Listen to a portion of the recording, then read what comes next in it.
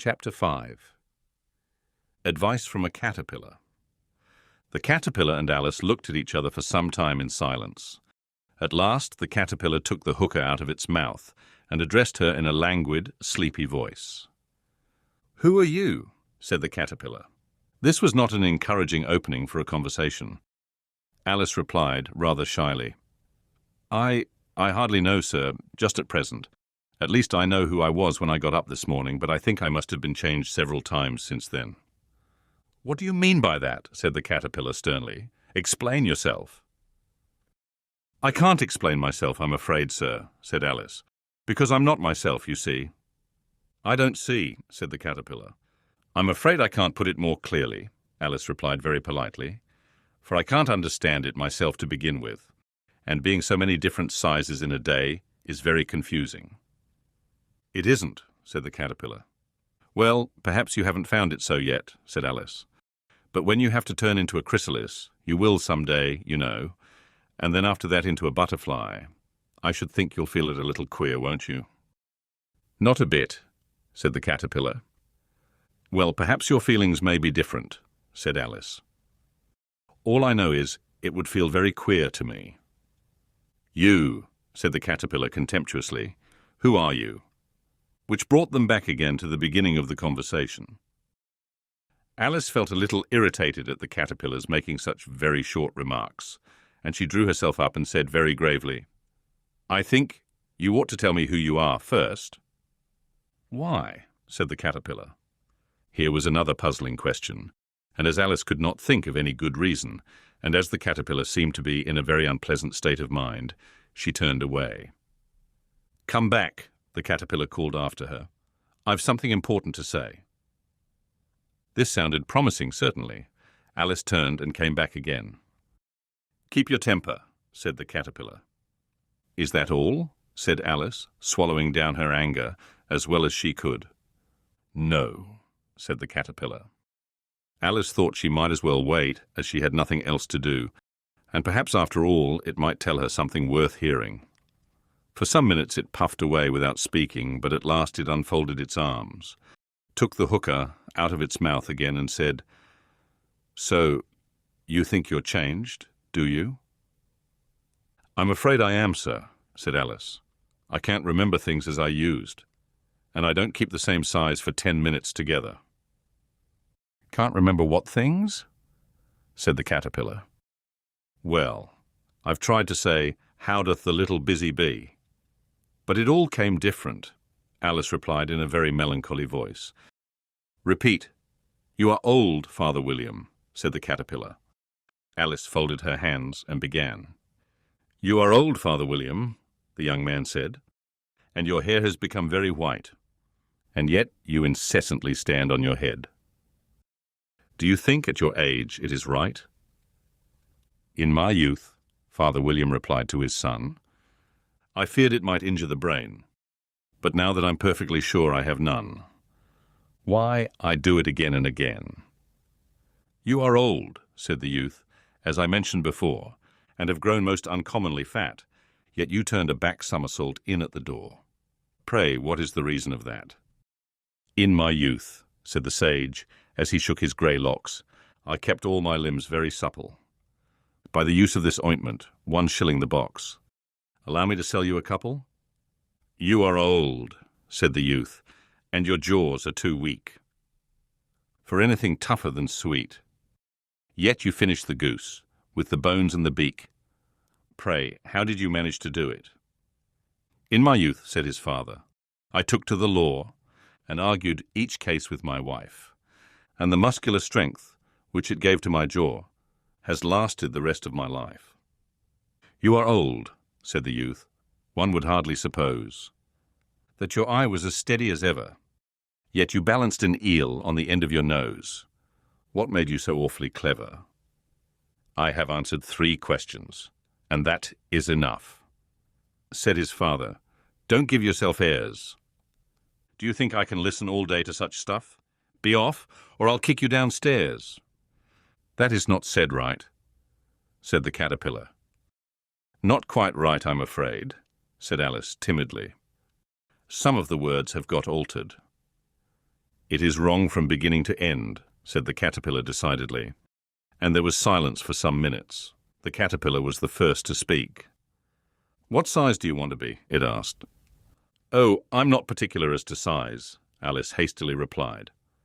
"Only one doesn't like changing so often, you know." "I don't know," said the caterpillar. Alice said nothing. She had never been so much contradicted in her life before, and she felt that she was losing her temper. "Are you content now?"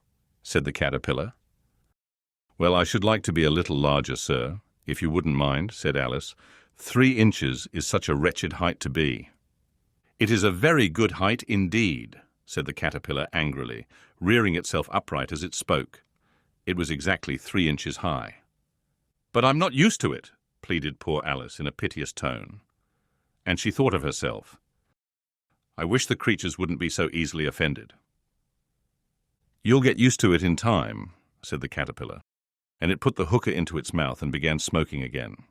This time Alice waited patiently until it chose to speak again. In a minute or two, the caterpillar took the hookah out of its mouth and yawned once or twice, and shook itself. Then it got down off the mushroom and crawled away in the grass, merely remarking as it went, "One side will make you grow taller, and the other side will make you grow shorter." "One side of what? The other side of what?" thought Alice to herself. "Of the mushroom," said the caterpillar, just as if she had asked it aloud, and in another moment it was out of sight. Alice remained looking thoughtfully at the mushroom for a minute, trying to make out which were the 2 sides of it. And as it was perfectly round, she found this a very difficult question. However, at last she stretched her arms round it as far as they would go, and broke off a bit of the edge with each hand. "And now which is which?" she said to herself, and nibbled a little of the right-hand bit, to try the effect. The next moment she felt a violent blow underneath her chin. It had struck her foot. She was a good deal frightened by this very sudden change, but she felt that there was no time to be lost, as she was shrinking rapidly. So she set to work at once to eat some of the other bit. Her chin was pressed so closely against her foot that there was hardly room to open her mouth. But she did it at last, and managed to swallow a morsel of the left-hand bit. "Come, my head's free at last," said Alice in a tone of delight, which changed into alarm in another moment, when she found that her shoulders were nowhere to be found. All she could see, when she looked down, was an immense length of neck which seemed to rise like a stalk out of a sea of green leaves that lay far below her. "What can all that green stuff be?" said Alice. "And where have my shoulders got to? And oh, my poor hands, how is it I can't see you?" She was moving them about as she spoke, but no result seemed to follow, except a little shaking among the distant green leaves. As there seemed to be no chance of getting her hands up to her head, she tried to get her head down to them, and was delighted to find that her neck would bend about easily in any direction. Like a serpent, she had just succeeded in curving it down into a graceful zigzag, and was going to dive in among the leaves, which she found to be nothing but the tops of the trees under which she had been wandering, when a sharp hiss made her draw back in a hurry. A large pigeon had flown into her face, and was beating her violently with its wings. "Serpent!" screamed the pigeon. "I'm not a serpent," said Alice indignantly. "Let me alone."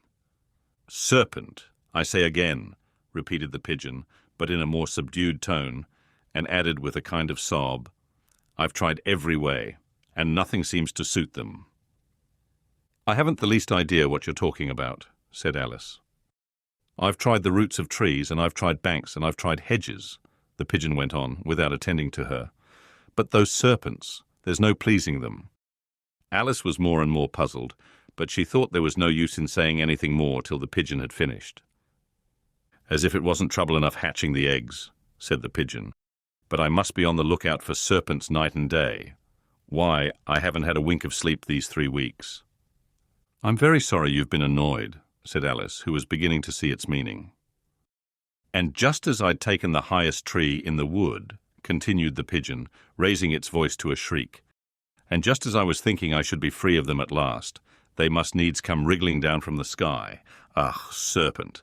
"But I'm not a serpent, I tell you," said Alice. I'm a... "Well, what are you?" said the pigeon. "I can see you're trying to invent something."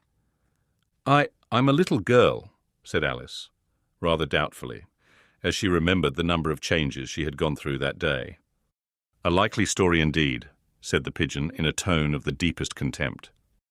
"I've seen a good many little girls in my time, but never one with such a neck as that. No, no. You're a serpent, and there's no use denying it. I suppose you'll be telling me next that you never tasted an egg." "I have tasted eggs, certainly," said Alice, who was a very truthful child. "But little girls eat eggs quite as much as serpents do, you know." "I don't believe it," said the pigeon. "But if they do, why then they're a kind of serpent, that's all I can say." This was such a new idea to Alice that she was quite silent for a minute or two, which gave the pigeon the opportunity of adding, "You're looking for eggs. I know that well enough. And what does it matter to me whether you're a little girl or a serpent?" "It matters a good deal to me," said Alice hastily.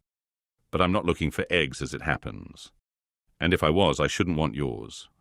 I don't like them raw." "Well, be off then," said the pigeon in a sulky tone as it settled down again into its nest. Alice crouched down among the trees as well as she could, for her neck kept getting entangled among the branches, and every now and then she had to stop and untwist it.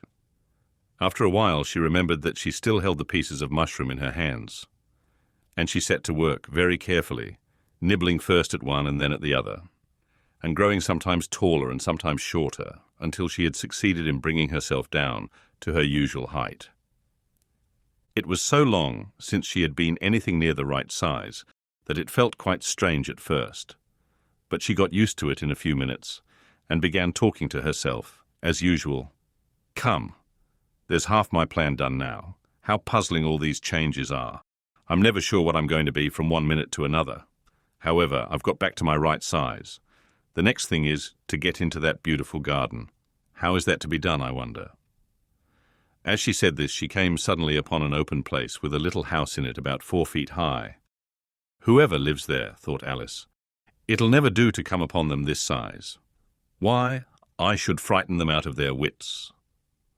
So she began nibbling at the right-hand bit again, and did not venture to go near the house till she had brought herself down to 9 inches high.